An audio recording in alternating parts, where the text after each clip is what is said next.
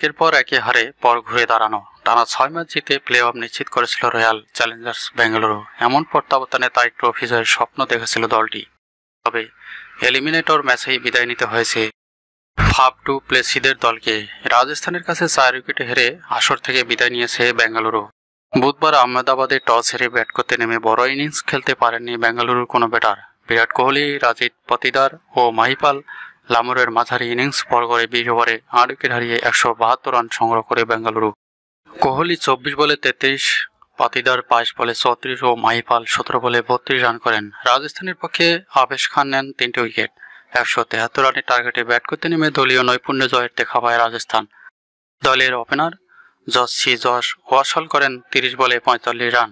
এছাড়া রিয়ান পরাগের 26 বলে 36, শিমরন হিটমায়ারের 14 বলে 26 ও রোবম্যান পাওয়েলের 8 বলে 16 রানে ভর করে 6 বল হাতে রেখে 6 উইকেটে জয় পায় রাজস্থান।